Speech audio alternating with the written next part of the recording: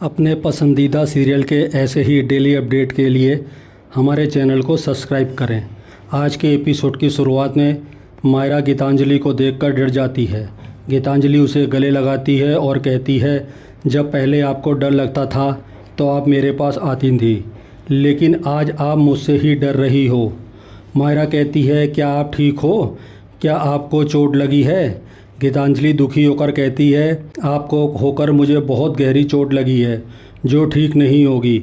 दूसरी तरफ कियारा बारिश में घबराई हुई खड़ी होती है। तभी सहर्ष कार में वहां आता है और कियारा को मदद की पेशकश करता है। कियारा कहती है, मुझे बुरा लग रहा है और गिल्ट फील हो रहा है। सहर्ष कहता है, ये तुम्हारी ज़िंदगी है, तुम जो चाहो कर सकती हो।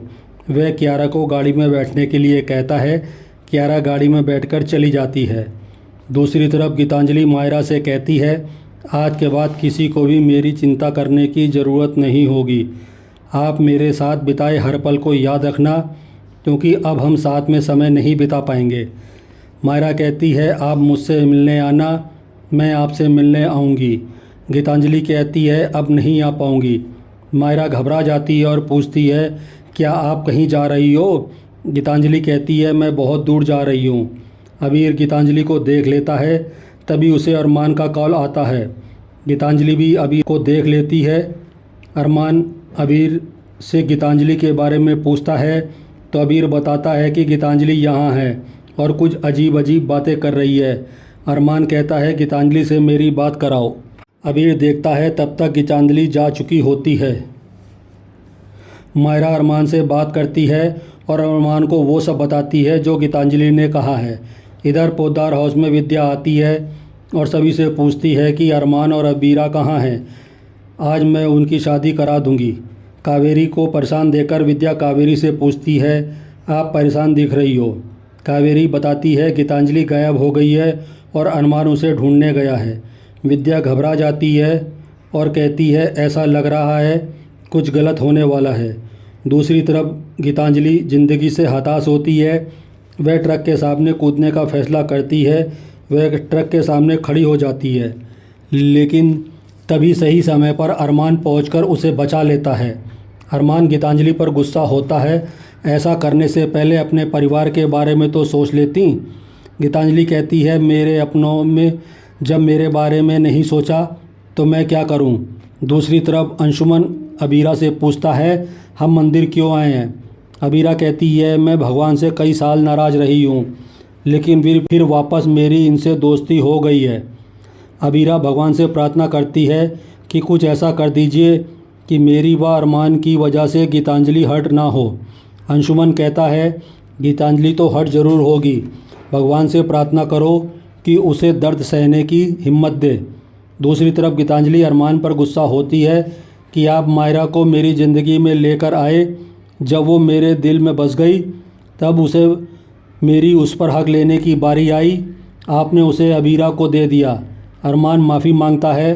गीतांजलि कहती है, आपके सॉरी कहने से मेरा अकेलापन दूर नहीं होगा। गीतांजलि कहती है, या तो मुझे मायरा वापस दीजिए या मुझे मर जाने दीजिए। गीतांजलि कांच का टुकड़ा लेकर हाथ पर मारने को कोशिश करती है तो अरमान उसे रोकता है। गीतांजलि कहती है, आज नहीं तो कल मैं अपनी ज़िंदगी से छुटकारा पा लूँगी, आप हर समय तो मेरे साथ नहीं रह सकते। अरमान परेशान होता है। तभी उसे मंदिर दिखाई देता है। अरमान कहता है, ना ही मैं अबीरा से मायरा को छीन सकता हूँ, ना ही तुम्हें मरने दे सकता हूँ, लेकिन मैं तुम्हारा साथ दे सकता हूँ। गीतांजलि कहती है, आप हमेशा की तरह अबीरा को ही चुनेंगे, मुझे अकेले नहीं रहना है। अरमान कहता है, मैं तुम्हें अकेले नहीं रहने दूंगा। अरमान गीतांजलि को लेकर वहां से चला जाता है। दूसरी तरफ अंशुमन तानिया के लिए धागा बांधता है। अंशुमन कहता है, पहले आप अपने व अरमान के लिए धागा बांधो, फिर गीतांजलि के लिए धागा बांधना। दूसरी तरफ अरमान पंडित जी से कहता है, हमें शादी करनी है। पंडित जी कपड़े बदलने को कहते हैं तो अरमान साफ कहता है कि हमें इसी वक्त शादी करनी है।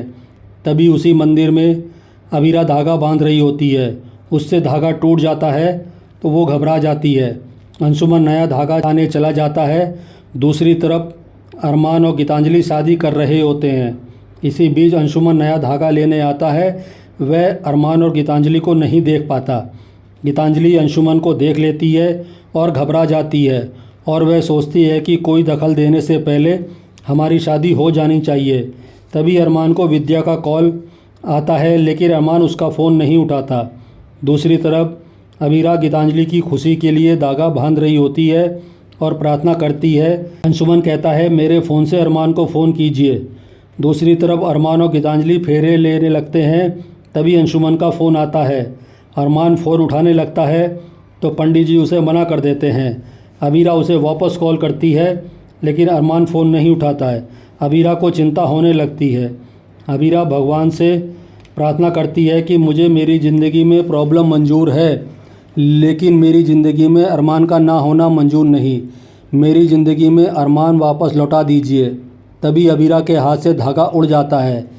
इधर पंडित जी अरमान से सिंदूर और मंगलसूत्र की रस्म करने को कहते हैं। इधर अबीरा धागा ढूंढने हुए आती है तो अरमान को गीतांजलि की मांग में सिंदूर भरते हुए देखती है। वो पूरी तरह स्तब्ध हो जाती है और इसका दिल टूट जाता है। अरमान गीतांजलि को मंगलसूत्र पहनाता है। अबीरा की आंखों में आंसू आ जाते हैं। तभी पंडित जी कहते हैं, अब आप दोनों पति पत्नी बन गए हैं। गीतांजलि खुश होती है, लेकिन अबीरा दुखी होती है। इसी के साथ एपिसोड ख़त्म हो जाता है। अगले एपिसोड में देखने को मिलेगा कि अंशुमन की मौत हो जाती है। इसके बाद पोद्दार हाउस में पुलिस आती है और इंस्पेक्टर कहता है, हम अबीरा को अंशुमन के मर्डर केस में गिरफ्तार करने आए हैं। अबीरा चौंक जाती है। पुलिस अबीरा को गिरफ्तार करके ले जाती है। अरमान स्तब्ध रह जाता है। आज का एपिसोड आपको कैसा लगा हमें कमेंट करके ज़रूर बताएं। साथ ही ऐसे ही डेली अपडेट के लिए इस वीडियो को लाइक करें और हमारे चैनल को सब्सक्राइब ज़रूर करें।